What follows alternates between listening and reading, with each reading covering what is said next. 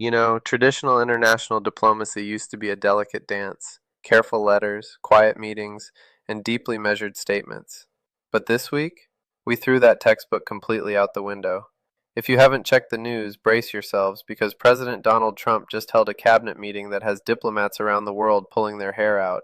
During a casual side conversation about maritime trade, he threatened to, and I quote, blow up Oman if they don't behave.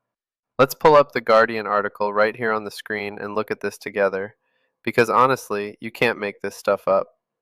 Today, we're breaking down why this happened, why it's a bizarre diplomatic move, and how Iran is using the chaos to play the waiting game. Would you accept a short-term deal that allows Iran and Oman to control the strait? And would they have to open it immediately, or would you be open to that happening over a period of time? No, the strait's going to be open to everybody. And who would control it? It's international waters. Nobody's going to control it. We're going to watch over it. We'll watch over it, but nobody's going to control it. That's part of the negotiation that we have. They would like to control it. Nobody's going to control it. It's international waters, and Oman will behave just like everybody else, so we'll have to blow them up. They understand. Well, it all comes down to a tiny, incredibly vital strip of water called the Strait of Hormuz. Let's look at the map.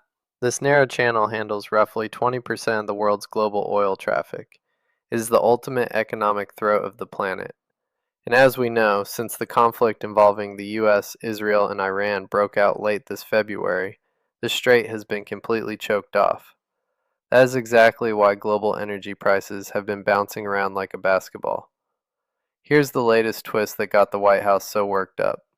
Reports have surfaced that Iran has been whispering in Oman's ear. Tehran wants to set up a joint mechanism to charge a toll, essentially a mandatory fee, on commercial ships passing through the strait.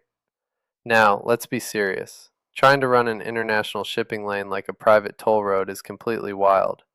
You can't just put up a barrier on a global maritime highway and demand a credit card.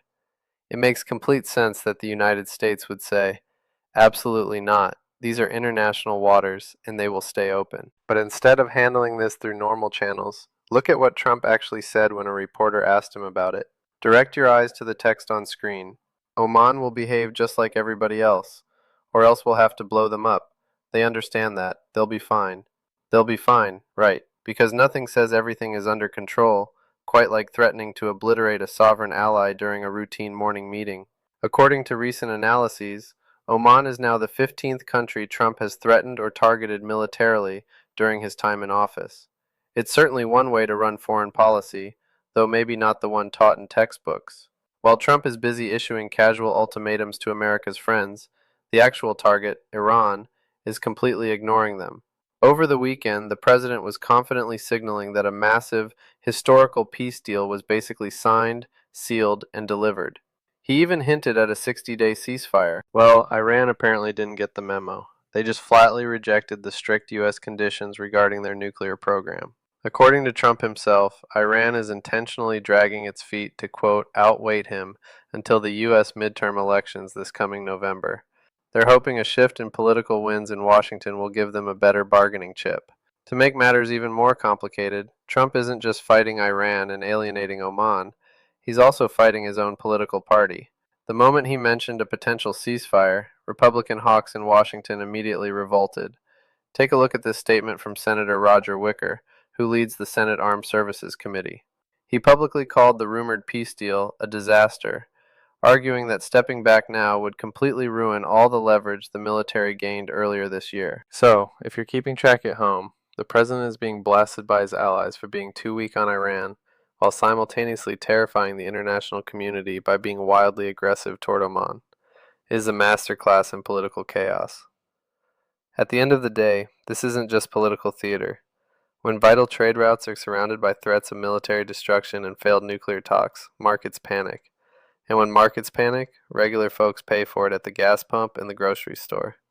So, what's your take? Is this kind of blunt rhetoric a brilliant strategy to keep adversaries guessing, or is it a dangerous liability that pushes peaceful allies away? Let me know what you think in the comments below. If you want news breakdowns that tell it like it is, hit that like button and subscribe to White on Black.